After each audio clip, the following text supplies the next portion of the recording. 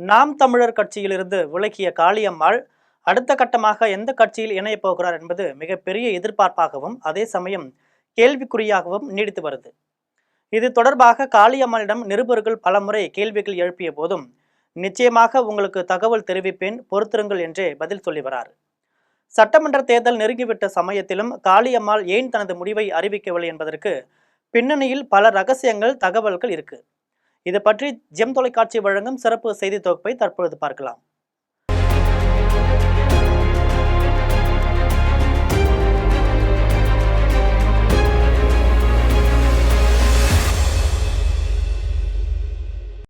நாம் தமிழர் கட்சியிலிருந்து வெளியேறிய காளியம்மாள் கிட்டத்தட்ட 10 மாதங்களுக்கு மேலாக வேறு எந்த கட்சியிலும் இணையவில்லை. மாறாக மீடியாக்களிடம் அவர் அவ்வப்போது பேசி வரார். அவர் தனது கருத்தை தெரிவிக்கும் போது, நிச்சயமாக ஒரு கட்சியுடன் நான் இணைவேன். என்னை பொறுத்தவரையில் என் சமுதாய மக்களுக்கும் பெண்களுக்கும் ஏதாவது சேவை செய்ய வேண்டும் என நினைக்கிறேன். எனவே எனது எண்ணத்திற்கு எந்த கட்சியுடன் உடன்பாடு ஏற்படுமோ அந்த கட்சியுடன் இணைவேன். நிச்சயமாக பத்திரிகையாளர்கள் மத்தியில் சொல்லிவிட்டு தான் இணைவேன்னு கூறி வர்றார்.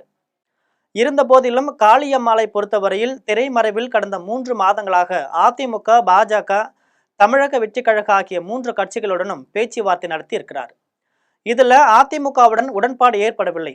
இதற்கு காரணம், நாகப்பட்டினம் தொகுதியில் காளியம்மாள் போட்டியிட விருப்பம் தெரிவிச்சிருந்தார். ஆனா இதற்கு அதிமுக தரப்புல சம்மதிக்கவில்லை. இதனால அதிமுகவுடன் காளியம்மாளுடைய பேச்சுவார்த்தை முடிவுக்கு வந்தது. இதனைத் தொடர்ந்து பாரதிய ஜனதா கட்சி மேலிடத்திலிருந்து காளியம்மாளுக்கு அழைப்பு வந்தது. காளியம்மாளுக்கு பாரதிய ஜனதா கட்சி மேலிடத்தில் பதவி தருவதாகவும், வருகிற சட்டமன்ற தேர்தலில் பாஜகவுக்கு ஆதரவாக தேர்தல் பிரச்சாரம் செய்ய வேண்டும் என்றும் பேச்சுவார்த்தைகள் நடைபெற்று வந்தன. அந்த வகையில காளியம்மாளுக்கு டெல்லி பாஜக மேலிடம் ஒரு திட்டம் வகுத்து கொடுத்திருக்கு. அதன்படி காளியம்மாள் நூற்றுக்கணக்கான பெண்களை தன்னுடன் இணைத்து கொண்டு புதிய அமைப்பு ஒன்றை தொடங்க இருக்கிறார். இந்த அமைப்பு மூலமாக பாரதிய ஜனதா கட்சியில் இணைவதற்கு ஏற்பாடுகள் நடைபெற்று வருது. தற்பொழுது எடப்பாடி பழனிசாமி, உள்துறை அமைச்சர் அமித்ஷா ஆகியோருக்கு இடையே மோதல் ஏற்பட்டிருப்பதால காளியம்மாள் தொடர்பான பேச்சுவார்த்தை நடைபெற சூழ்நிலை இல்லாமல் இருக்கு. அதிமுகவும் பாஜகவும் கூட்டணி தொடர்பான முடிவுகளை எடுத்த பிறகு காளியம்மாள் குறித்து பேச்சுவார்த்தை நடத்தப்படும்னு தெரியுது. இதற்கிடையே முன்னதாக காளியம்மாள் வருகைக்கு எதிர்ப்பு தெரிவித்த தமிழக வெற்றிக் கழகம் தற்பொழுது காளியம்மாளை கட்சியில் சேர்த்து கொள்ள விருப்பம் தெரிவிச்சிருக்கு. காளியம்மாள் விருப்பப்படி நாகப்பட்டினம் தொகுதி ஒதுக்கி தருவதற்காக பேச்சுவார்த்தை நடத்தப்பட்டு இருக்கு. இந்த நிலையில பாரதிய ஜனதா கட்சியுடன் இணைவதா, தமிழக வெற்றிக் கழகத்துடன் இணைவதா என்பதில் காளியம்மாள் மிக குழப்பமாக இருக்கிறார். அவரால் எவ்வித முடிவும் எடுக்க முடியல. இருந்த போதிலும் தேர்தல் நெருங்கி விட்டதால காளியம்மாள் ஒரு முடிவுக்கு வர வேண்டிய சூழ்நிலை தற்போது ஏற்பட்டிருக்கு. அந்த வகையில அவர் தமிழக வெற்றிக் கழகத்துடன் இணைவார் என எதிர்பார்க்கப்படுது.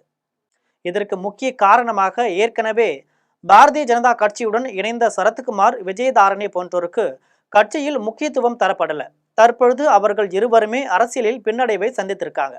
அதுபோலவே காளியம்மாளையும் கட்சியில் சேர்த்துவிட்டு பிறகு கை கழுவி விடுவார்கள்னு காளியம்மாள் தரப்புல ஆலோசனை செய்யப்பட்டிருக்கு. எனவே தமிழக வெற்றி கழகத்துடன் இணைவது பயனளிக்கும் என்றே முடிவுக்கு காளியம்மாள் வருவார்னு தெரியுது.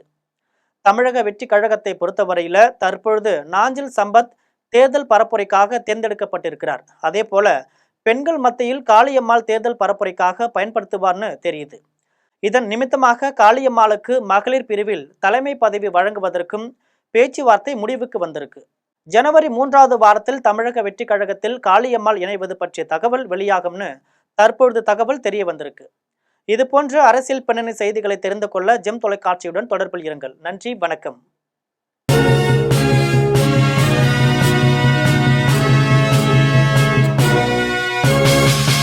உடனுக்குடன் அப்டேட் தெரிந்து கொள்ள ஜெம் டிவி தமிழ் ஆப்பை இன்ஸ்டால் செய்யவும்.